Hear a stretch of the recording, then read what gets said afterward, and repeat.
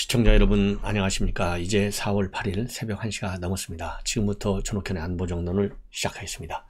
이번 시간에는요, 심야 방송이기 때문에 간략하게 여러분께 말씀을 드리겠는데, 윤석열 당선인 결국 5월 10일부터 국방부 청사에서, 즉 새로운 집무실에서 근무를 시작합니다. 이제 어제 말이죠, 이사 용역업체하고 국방부가 이제 이사 계약을 공식적으로 체결해가지고 이사에 본격적으로 착수했습니다. 근데 한미 연합훈련이요, 이달 20일경에 이제 종료되기 때문에 연합훈련과 관련된 부서들은 연합훈련이 끝나면 이동하게 돼 있거든요. 그래서 이러한 이 작전 지휘부서들, 그 다음에 국방부 장청관을 비롯한 지휘부가 2층에서 4층 사이에 있다고 그래요. 그래서 5층에서 10층, 그러니까 지원부서가 있는 이 파트부터 이사를 한다. 그래서 이 5층에다가 1차적으로 윤석열 당선인의, 즉 윤석열 대통령의 집무실 만든다는 겁니다. 그래서 국방부 청사가 집무실 2개를 만들기 때문에 제2 집무실에서 5월 10일 집무를 개시할 수 있게 되었다라는 그런 보도가 나와 있어요. 상당히 의미가 있습니다. 그래서 윤석열 당선인이 문재인 정부의 발목 잡기, 예비비 이거를 제대로 안 주는 바람에 늦어는 졌지만, 일단 이 긴급하게 5월 10일부터 제대로 윤석열 정부가, 이 공식적인 명칭인데요, 윤석열 정부라 칭하기로 했다고 합니다. 그래서 5월 10일부터 일단 근무를 시작한다는 거. 그래서요, 이 안보 공백이 없도록 하겠다라는 건데요, 진보가 대통령 안보 공백 없이 시작한다라고 하는 의미, 이 핵심 본질이 두 가지인데요. 하나는 이 소위 벙커, 즉 위기관리센터가 완비될 것이냐, 그리고 또 하나는 이 새 대통령이 이전하는 국방부 청사에서 제대로 집무를 시작할 것이냐, 5월 10일부터. 이게 이제 두 가지 굉장히 안보 공백 없도록 하는 조건인데, 이 두 조건 둘 다 채울 수 있다는 겁니다. 그래서 위기관리센터 완비 기준은요, G4I라고 하잖아요. 지휘통제 체계라고 되어 있는 군사 전술 통제 시스템이 있고, 현재 청와대에 있는데 이 국방부에 없는 재난재해 연결 시스템, 그 다음에 소방과 경찰이 다 연결돼야 하는 것인데, 이러한 소프트웨어 연결 작업이 완비가 되면 위기관리센터가 완비되는 거예요. 이것이 5월 10일까지는 다 완비가 된다는 겁니다. 자, 그래서 이 안보 공백이 없이 윤석열 당선인이 5월 10일부터 국방부 청사 집무실에서 일을 시작한다라고 하는 점, 여러분들께서 분명히 이해하시면 될 것 같고요. 그리고 이번 주말부터, 왜냐하면 윤석열 당선인이 일은 책상이 아니고 현장에서 제대로 대안을 찾아내라, 이런 지시를 했지 않습니까? 그래서 이번 주말부터 대선 공약했던 청년 일자리 창출을 위해서 인수위가 전국 투어에 나선다고 합니다. 그래서 책상이 아닌 현장으로 가서 현안을 살피고 정책에 반영하자라고 하는 당선인의 지시에 따라서 현장 방문 일정을 지금 강력히 추진하는 것으로 되어 있고요. 특히 청년소통 TF가 전국 투어를 구상한 배경에는 청년 일자리 정책 일종의 퍼주기 사탕 발림이 돼서는 안 된다는 당선인의 의지가 굉장히 중요하게 반영됐다. 그래서 일시적 지원금이 아니고요, 좋은 일자리를 만들기 위한 것이다 라고 밝히고 있습니다. 자, 그리고요, 지금 인수위가 이제 마지막 굉장히 인수인계 업무에 박차를 가고 있는데요, 1차적으로 115개 국정과제를 모아서 선별 작업을 해가지고 다음 달 초까지 30개에서 50개 정도를 추릴 예정으로 있다고 합니다. 자, 그리고요, 공약의 효과적인 이행을 위해서 로드맵을 짜면서 국민들에게 또 설명을 해드릴 그런 예정으로 있다고 합니다. 자, 그 다음에 이러는 가운데요, 이 윤석열 당선인이 오늘 캠프 험프리스, 이 평택 기지를 전격적으로 방문을 했습니다. 이 방문에서요, 한미동맹 결속력을 높이겠다, 그리고 북한의 핵미사일 위협에 대해서는 억제 및 대응 태세를 강화하겠다, 이런 의지를 밝혔습니다. 그리고요, 윤석열 당선인이 도착해서 락케마라 연합사령관 김승겸 부사령관과 함께 브리핑을 받고요, 대통령 당선인으로서 처음 방문한 부대가 한미 군사동맹의 심장부인 캠프 험프리스다. 북한의 ICBM 발사 등 한반도를 둘러싼 국제 정세가 매우 엄중한 상황 속에서 한미 군사 동맹과 연합 방위 태세를 통한 강력한 억제력은 아무리 강조해도 지나치지 않는다, 이런 입장을 밝혔어요. 자, 그리고요, 폴 라케머라 한미 연합 사령관은요, 한반도 안정을 위해서 역할을 다하지 못하는 것은 직무유기다. 한미 간의 철통 동맹의 중요성을 강조하고, 그리고 또요, 이 사령관은요, 캠프 브리스 기지 조성을 가능하게 해준 국민께 감사한다. 이러한 또 입장을 발표했다고 합니다. 자, 그리고 오늘 이제 평택 미국 기지를 가는데, 지금 이제 말하자면, 이 헬기를 이용해서 갔거든요. 그래서 헬기를 이용해서 갈 때 말하자면, 삼성전자 공장 위로 이 항로가 되어 있는 모양이에요. 여기에서 이 삼성전자 대한민국 경제의 굉장히 중요한 파트다라는 점을 얘기하고 또 그런 이제 입장을 밝힌 것이죠. 이동 중에. 그리고 또 이 평택에서 이 연합사 방문할 때 방명록이에요. 평택은 튼튼한 한미 동맹의 상징입니다. 이러한 말을 전했다고 말을 적었다. 이런 보도가 지금 나와 있어요. 그리고 윤석열 당선인, 윤석열 대통령 비서실장, 초대 비서실장은요, 재선위원회 주광덕 의원이 내정된 것으로 그렇게 내정된 것으로 동아일보가 보도하고 있습니다. 그래서요, 주광덕 의원은 여러분들 조국 사태 때 상당히 뭐라 그럴까요? 아주 대대적인 정보 능력을 과시했죠. 그래서 사실 조국의 조기 낙마와 지금과 같은 사법 판단, 주광덕 의원의 폭로가 굉장히 중요했다. 이런 기억이 나는데요. 윤 당선인과 이제 같이 서울법대 출신이죠. 가까우면서도 할 말은 다 하는 스타일이고 누구보다도 조용히 열심히 일해서 주변에서 믿고 따랐던 분이다. 지금은 다른 것을 준비하고 있지만 당선인의 설득이 있다면 수락할 가능성이 높다.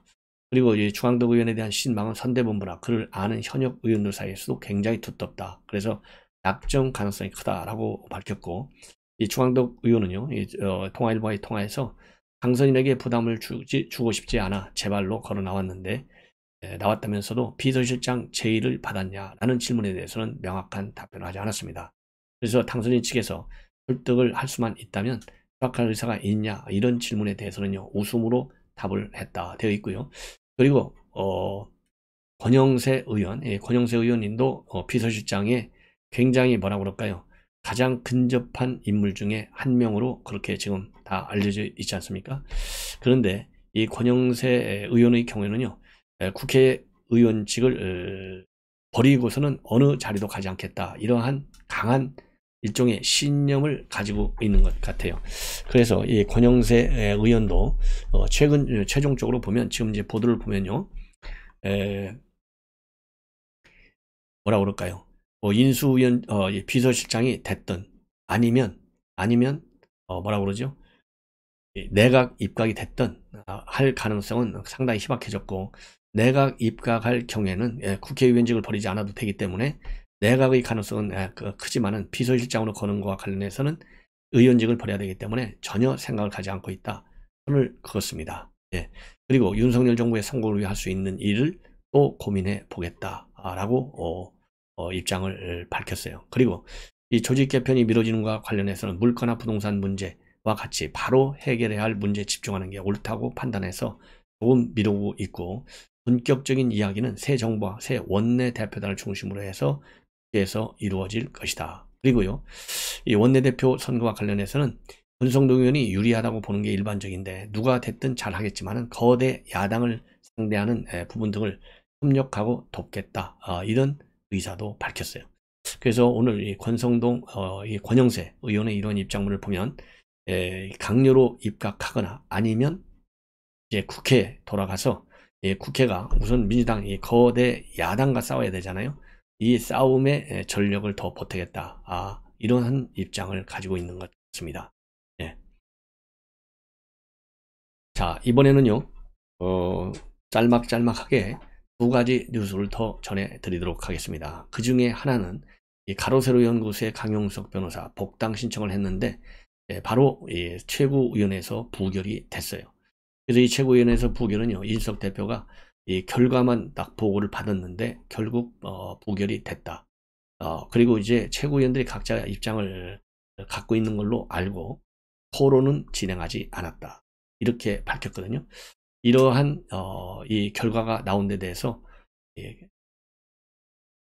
강용석 변호사가요 굉장히 열받아 있어요. 그래서 어제 이제 날짜가 7일 날 밝혔으니까 YTN에서 인터뷰를 해가지고 효력정지 가처분 그리고 의결 취소 소송을 내겠다.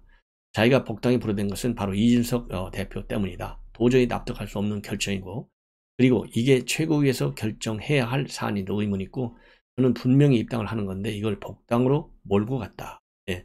제가 출당됐던 당은 한나라당인데 그건 12년 전 일이고 그때는 당 색깔도 파란색이었고 저는 빨간 잠바를 입어본 적이 없다고 밝혔어요. 그리고 이준석 대표 여러 의혹을 제기했는데 그것이 최고위 의결에 영향을 미친 것 같고, 그러한 개인적 사감 때문에 지금 선거하고 무관하게 일방적으로 복당 불허를 한 것 같다.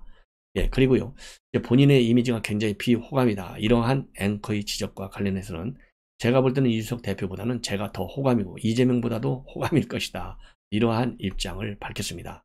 그리고 정말 경기도지사를 하려는 게 아니라 후원을 받기 위한 것 아니냐, 즉 코인팔이 하는 거 아니냐, 이런 질문과 관련해서 그렇게 황당한 얘기를 하시는 분은 저의 방송을 한 번도 안 보신 분들이다. 그런 사람을 코인팔이라고 보통 얘기하는데 제가 그렇지 않다는 것은 다 이제 아셨을 거고, 욕하는 분들은 뭘 해도 하여간 욕을 한다. 저는 그것도 다 관심의 표명이라고 생각한다. 이렇게 해석을 했어요. 그러면 복당이 안 되면 무소속으로 나갈 것이냐, 이런 질문과 관련해서요, 저희가 선거에 출마해서 후원 계좌가 생겼기 때문에 후원 방송을 하는데 예비 후보가 거둘 수 있는 금액이 한 22억 원 정도 된다. 그러면서요, 저희는 그 후원 방송에 22억이 다 찬다. 그러면 국민들이 저를 나가라 라고 결정하시는 거라고 생각하고 있다. 그래서 이 22억 원의 후원금 다 차는 문제에 대해서는요, 전혀 걱정을 하지 않아요. 근데 뭐 이 주장은 저는 가능성이 있다고 봅니다. 왜냐면은 지금 보도에 따르면요, 이 강용석 가로세로 연구소가 작년에 뭐 어마어마한 7, 8억 정도의 슈퍼챗, 그래서 뭐 거의 소문에 의하면 뭐 전 세계적으로도요 1, 2 정도의 슈퍼챗 후원금을 받았다. 이렇게 지금 공개적으로 알려져 있지 않습니까? 그걸 보면 이 강용석 방송에 또 굉장히 후원하는 인물들이 굉장히 많은 것 같아요. 그래서 도지사 출마하면 22억 원 찰 자신이 있는 것 같아요. 그래서 이 22억 원을 내는 것은 출마라는 거 아니냐, 그래서 무소속으로 나갈 수 없다라는 점을 굉장히 강력히 어필하고 있습니다. 자, 이렇게 해서요, 이 강용석 변호사, 그러면 왜 이준석 대표 체제하에 최고위원회에서 복당을 승인하지 않았을까요? 이게 이제 궁금한 거 아니겠습니까? 자, 그래서 이거는 이제 중앙일보에서 집중적으로 보도하고 있는 내용인데요. 첫 번째로는 여성 피하 발언으로 이제 논란이 돼서 이제 제명이 됐는데 막판에 막혔잖아요. 그걸 보면 강용석 변호사는 정치인보다는 방송인으로 많이 활동했다는 겁니다. 방송인. 그래서 이 방송인으로 활동하면서 90만 명에 달하는, 그럼으로써 뭐라고 그럴까요? 이 강성 우파의 목소리를 냈다는 점이 부담이 된다는 거예요. 강성 우파. 그 다음에는요, 저격 방송, 즉 폭로 방송을 많이 했다는 거예요. 그래서 이러한 강성 성향의 폭로 방송이 지나치게 말초적인 방향으로 흐를 수도 있고, 그런 거에 대해서 비판도 많고, 그래서 이 하태경 의원의 주장은 말이죠, 본인이 볼 때는 가세현 방송이 좀 비열하다. 그래도 조회수가 잘 나오는데 그러면 방송만 해야지 강 변호사가 왜 정치를 하려고 하는지 모르겠다. 이런 또 비판 입장을 밝히고 있어요. 그 다음에 또 하나 이유 중에 하나는요, 이준석 대표의 질긴 악연입니다. 2020년 총선 부정선거 의혹을 계속해서 제기하니까 이준석 대표, 이거는 뭐 이준석 대표는 부정선거 이거 하지 말아라 이런 얘기 아니겠습니까? 이런 걸 일축하면서 충돌이 됐고, 그리고 이준석 대표가 취임한 뒤에는 탄핵 서명운동을 벌이고 최근에는 성상납 의혹까지 벌이고, 그래서 이준석 대표와 강용석 이 변호사와의 갈등 극한으로 치달았다는 겁니다. 그래서 이러한 가세현의 강성 보수 성향이 당 이미지에 부담이 될 수 있다는 점이 영향을 미쳐서 불어댔을 것이다. 더군다나 복당을 허용할 경우에는요, 당의 명운이 걸린 이번 지방선거에서 혼선이 불가피하다. 이러한 작용을 했을 것이다. 이러한 이 분석을 해 놓고 있는데요. 오늘 이 중앙일보의 분석 나름대로 상당히 깊이 있게 다양하게 분석을 한 것이 아닌가, 이런 생각이 듭니다. 그래서 좀 안타깝게도요, 어쨌든지 간에 이걸 이제 소송을 통해서 해결했다고 하는데, 물론 이제 가처분 신청은 소송 결과가 금방 나와요. 그래서 이번에는 결국은 뭡니까? 이제 법의 심판에 따라서 이 강용석 주장도 결국은 이제 결론이 날 것이다. 이렇게 보여집니다. 자, 다음에는요, 이거 이제 굉장히 이거는 뭐 또 새 정부가 들어서면요 철저하게 수사를 통해서 밝혀져야 할 내용인 것 같습니다. 바로 뭐냐면 지금 이제 VOA에서 맨 처음 이 보도를 해서 알려지게 된 내용인데, 우리 한국 유조선 두 척이 말이죠 최근에 북한에 매각이 됐다, 이런 지금 VOA, 미국의 소리 방송인데, 미국의 소리 방송 굉장히 유력한 방송, 신뢰할 만한 방송입니다. 더군다나 이 방송의 내용이 유엔 안보리 대북제재위원회 전문가 패널이 최근에 공개한 연례 보고서를 통해서 이 방송을 하기 때문에 사실이다 이렇게 밝혀지는데요. 이거는 윤석열 정부가 들었으면 반드시 관련 기관에 대한 수사 그리고 정식 감사를 통해서 밝혀내야 된다. 유조선 두 척, 이거는요 단순한 유엔 제재 위반 차원이 아니에요. 지금 다 북한의 경제가 완전히 파탄 일보 직전이고, 그로 인해서 김정은 체제가 흔들리고 있어요. 제가 보기에는요 이 북한의 핵 미사일 이 문제를 해결하기 위해서는 결국은 레짐 체인지밖에 없다, 시간이 걸리더라도.